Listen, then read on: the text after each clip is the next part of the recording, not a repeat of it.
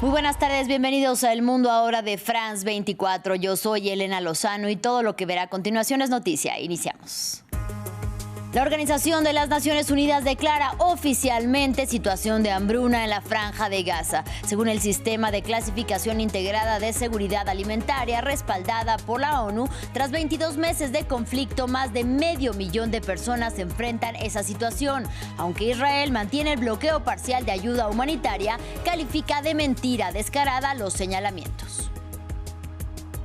En Colombia subió a 20 el número de víctimas mortales por los ataques con explosivos perpetrados el jueves en Cali y el derribo de un helicóptero de la policía.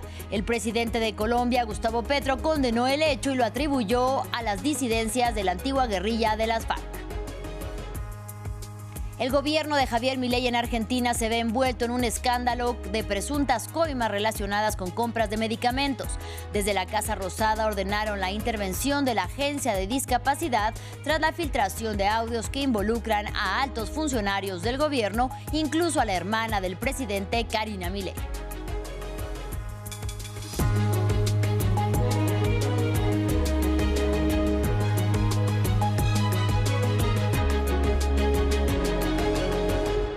Empezamos en la Franja de Gaza. La Organización de las Naciones Unidas declaró oficialmente este viernes situación de hambruna en la Franja de Gaza. Según el IPC, el Sistema de Clasificación Integrada de Seguridad Alimentaria, respaldado por la ONU, tras 22 meses de conflicto, más de 500,000 de personas enfrentan condiciones catastróficas caracterizadas por el hambre, la indigencia y la muerte. Eso supone que alrededor de una cuarta parte de la población total del devastado enclave palestino atraviesa hambruna. La provincia de Gaza se encuentra en la fase 5 y el Programa Mundial de Alimentos alertó que la crisis podría expandirse en el corto plazo a otras zonas del enclave como Deir el-Balá y Han Yunis. Según el secretario general de la ONU, Antonio Guterres, se trata de un desastre provocado por el hombre, es decir, el Estado de Israel, y supone un fracaso de la humanidad, mientras que Israel calificó de mentira descarada el informe. El sistema que usamos para monitorear la hambruna a nivel mundial, para monitorear la inseguridad alimentaria, el IPC, ha existido por 20 años. Esta es la primera vez que una hambruna es identificada en Medio Oriente. Tan solo ha habido 5 hambrunas confirmadas en los pasados 20 años. Uno en Somalia en 2011, una en Sudán del Sur en 2017, una más en Sudán del Sur en 2020, en Sudán en 2024 y en Gaza esta es la primera vez que una hambruna es confirmada en el terreno. El riesgo ahora es que se expanda la inanición, que se expandan las enfermedades y se extienda la mortalidad. Entonces, todo debe acelerarse ahora mismo para mejorar las condiciones sobre el terreno. Y al tiempo que la crisis humanitaria se agrava a pasos acelerados en el enclave palestino, Israel intensifica la presión en la ciudad de Gaza, donde hace 2 días inició la fase inicial de la toma y que está actualmente habitada por más de 800,000 gazatíes. El ministro de Defensa Israel Katz, amenazó con destruir la principal urbe de la franja si el grupo Hamas no acepta las condiciones israelíes para un alto el fuego. Su advertencia se produjo un día después de que el primer ministro Benjamin Netanyahu ordenara iniciar las negociaciones para poner fin a la guerra y liberar a todos los rehenes, según dijo, bajo términos aceptables para Israel. Pronto las puertas del infierno se abrirán sobre las cabezas de los asesinos y violadores de Hamas en Gaza, hasta que acepten las condiciones de Israel para poner fin a la guerra, la principal de las cuales es la liberación de todos los rehenes y su desarme. Si no se ponen de acuerdo, Gaza, la capital de Hamas, se convertirá en Rafah y Beit Hanun. Y tras el anuncio de la ONU sobre la situación de hambruna en Gaza, algunos palestinos aseguran que además del bloqueo israelí, el alto costo de los víveres y la escasez hace que sea prácticamente imposible comer. Por su parte, las autoridades sanitarias del enclave advierten que la situación de desnutrición, especialmente en niños, es dramática. Diego Bassani nos cuenta más. platos vacíos y precios exorbitantes. Luego de que la clasificación integrada de las fases de la seguridad alimentaria IPC informara que la crisis alimentaria en la zona de la ciudad de Gaza llegó a niveles de hambruna, algunos ciudadanos de este territorio del centro del enclave denuncian que los pocos alimentos que se consiguen en los mercados son inaccesibles en relación a su capacidad de compra. Los precios en el mercado actual, la mayoría están en dólares y aparte de eso no hay liquidez en el mercado y cada bien disponible en el mercado es más caro que el otro. Quiero hablarles de un bien específico, que es la harina. La harina está disponible pero en pequeñas cantidades. Sin embargo, hoy en día su precio es inasequible para cualquiera. Hoy en día cada kilogramo de harina cuesta 150 shekels, lo que significa que hoy cuesta entre 70 y 80 dólares. ¿Quién puede permitirse pagar entre 70 y 80 dólares? El IPC estimó que actualmente más de 500.000 personas están en situación crítica en el enclave palestino. Según el Ministerio de Salud de Gaza, este año han muerto más de un centenar de niños por hambre y desnutrición. Cientos de miles de personas viven en condiciones muy difíciles debido a una nutrición extremadamente deficiente, especialmente entre los niños, lo que provoca complicaciones y está causando muertes debido al hambre y a la falta de nutrición. Gaza está sufriendo una hambruna real y generalizada. Las Naciones Unidas acusaron a Israel de llevar a cabo acciones sistemáticas que han provocado la catástrofe alimentaria. Mientras tanto, el gobierno Netanyahu puso en duda las cifras del IPC y aseguró que de ninguna manera hay una hambruna en Gaza. En otro frente de guerra, Volodymyr Zelensky discute con sus pares occidentales garantías de seguridad para su país, mientras permanece en duda un cara a cara con su homólogo ruso Vladimir Putin. El presidente ucraniano recibió en Kiev al jefe de la OTAN, Mark Rutte. Durante el encuentro, el secretario general de la Alianza Militar insistió precisamente en garantías de seguridad sólidas para Ucrania, que son un tema central en las negociaciones diplomáticas lideradas por Estados Unidos para un acuerdo de paz que ponga fin al conflicto que comenzó en febrero del 2022. Por su parte, el ministro de Relaciones Exteriores de Rusia, Sergei Lavrov, señaló que no hay ningún encuentro previsto y acusó a Zelensky de no querer aceptar los términos de Rusia para sentarse a negociar.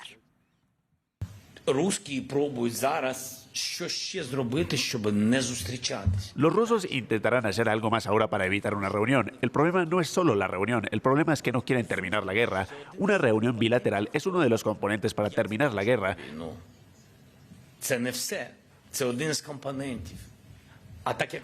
No lo es todo, es uno de los componentes y como no quieren terminarla, buscarán un espacio para ello. Y este espacio debe reducirse. Estados Unidos y Europa unidos reducen este espacio para la guerra. En información de la región latinoamericana, nos vamos a Colombia porque aumentó a 20 el número de muertos por los 2 atentados que este jueves sembraron temor en el país. En la ciudad de Cali, 7 personas murieron tras la explosión de un carro bomba cerca a una base militar. Y más temprano, en el departamento de Antioquia, un helicóptero de la policía antinarcóticos fue derribado, causando la muerte de 13 uniformados. El presidente Gustavo Petro culpó a disidencias de la antigua guerrilla de las FARC. Y Martín Gripo tiene todos los detalles. Conmoción en Colombia tras 2 atentados fatales. En la ciudad de Cali, varias personas murieron y decenas fueron heridas por una autobomba que explotó a las afueras de la base aérea. De acuerdo a las investigaciones preliminares, la bomba tenía como objetivo la Escuela de Aviación Militar Marco Fidel Suárez, en el norte de la ciudad. Y lo sucedido en Cali nos muestra el paso de lo que se ha denominado las disidencias de Iván Mordisco hacia una acción plenamente terrorista. Me explico, no es lo mismo un combate entre fuerzas que portan ambas armas que matar civiles desarmados. Y en esa medida lo que acontece precisamente en Cali es un acto que irradia pánico en la población civil a partir de asesinarla y de manera sistemática, porque es la segunda vez que ocurre en mi gobierno, y de tener un alto número de personas civiles asesinadas sistemáticamente. El ataque contra la tercera ciudad más poblada de Colombia fue atribuido a una facción disidente del antiguo grupo guerrillero FARC, según confirmaron las autoridades. Que la ciudadanía sepa que estamos trabajando desde la alcaldía, con la fuerza pública, la policía el ejército, la Fuerza Aérea, para proteger nuestra ciudad y para dar con los responsables. Y los vamos a capturar. En un año preelectoral, ataques de este tipo aumentan el temor de la ciudadanía colombiana, que rememora las décadas de los 80 y los 90, calificadas como las más violentas para el ejercicio político y democrático. La ONU instó a las organizaciones criminales a respetar los derechos civiles. Condenamos el ataque indiscriminado con explosivos en Cali. Urgimos a los grupos armados no estatales a respetar los derechos humanos y el derecho internacional humanitario, en particular el principio de distinción. Nos solidarizamos con las familias de las víctimas y con la ciudadanía en Cali. Más temprano, otro ataque tuvo lugar en el departamento de Antioquia. Un helicóptero de la Policía Antinarcóticos que trabajaba en la erradicación de cultivos de coca en el municipio de Amalfi fue derribado, matando a varios oficiales. En Argentina, el gobierno de Javier Milei se ve envuelto en un escándalo de presuntas coimas relacionadas con compras de medicamentos. Desde la Casa Rosada ordenaron la destitución de Diego Españolo, entonces director de la Agencia de Discapacidad, y la intervención de la misma tras la filtración de audios que involucrarían a altos funcionarios del gobierno e incluso a la hermana del presidente, Karina Milei. Hoy se realizaron 14 allanamientos y el que también fue abogado del actual presidente ya está detenido. Vamos a Buenos Aires con nuestro corresponsal Natalio Cosoy. Natalio, muy buena tarde. Cuéntanos de qué se trata esta trama de presunta corrupción y cuáles son las novedades de esta jornada. Sí, ¿qué tal? ¿Cómo te va? Mira, primero una pequeña aclaración. Todavía hasta donde yo tengo entendido no hubo detenciones. Sí lograron dar con Diego Españolo porque estaban buscándolo sobre todo para secuestrar su teléfono celular para poder investigarlo en el marco de los procedimientos que lleva adelante la justicia. No solo fueron a buscarlo a él y a su celular, sino que también hicieron allanamientos en otros puntos, en la Agencia Nacional de Discapacidad, de la que era director Españolo, y también en el marco de la droguería suizo-argentina, que es la empresa privada distribuidora de medicamentos e insumos médicos que está involucrada en esta presunta trama de corrupción. También fueron a buscar a personas que son propietarias de la droguería. La familia es la familia Kovalivker y dieron con Emanuel Kovalivker, uno de sus miembros, y lo encontraron en su vehículo en el barrio privado en el que vive, saliendo del barrio, intentando salir del barrio con más de $200.000 en efectivo y algunos documentos que también se secuestraron en el contexto de la causa. ¿Cómo empezó todo esto? Todo esto empezó con la filtración de unos audios que no se sabe bien en qué contexto se grabaron ni de dónde salieron, pero fueron emitidos por primera vez en un stream de noticias llamado Data Clave en el canal Carnaval. Una periodista que se llama Ibi Cángaro es la que los difundió, y en esos audios se escucha a Españolo, al exdirector de la Agencia Nacional de Discapacidad, describir y contar una operatoria en la que aparentemente se estaba dando un circuito de corrupción a través del cual, mediante la droguería suizo-argentina, llegaba dinero de sobornos a parte de miembros de la estructura del gobierno, y los mencionados en esos audios son Karina Milei y uno de sus asesores principales, Eduardo Lule Menem, de la familia Menem, que también tiene otro hombre clave en el contexto del gobierno, que es el presidente de la Cámara de Diputados, Martín Menem. Además, pertenecen a una histórica familia de la política argentina, de la que dio un presidente que fue Carlos Saúl Menem en la época de los 90. Por ahora es todo presunto, pero es importante destacar que nadie salió a desmentir los audios, ni Españolo ni los mencionados en esos audios. Así que hay que ver cómo sigue, por un lado, la investigación judicial y si siguen apareciendo elementos, porque volvieron a aparecer en estos días otros audios más que se fueron difundiendo y que pertenecen a, supuestamente, Españolo.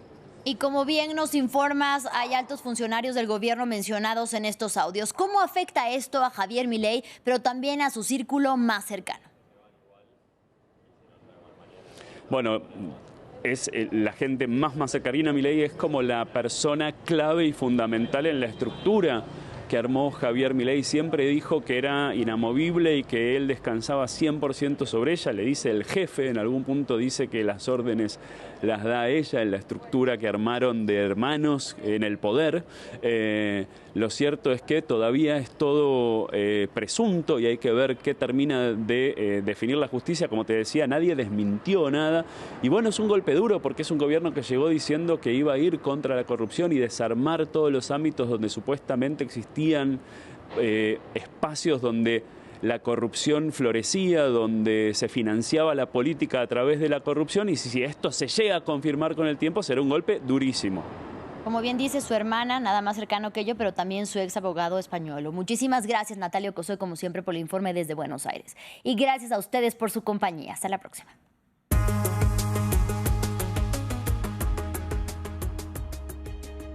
Momento para revisar los contenidos que circulan en las redes sociales. La desinformación está en todas partes. ¿Cómo evitarla? ¿Cómo saber qué es real y qué es manipulación?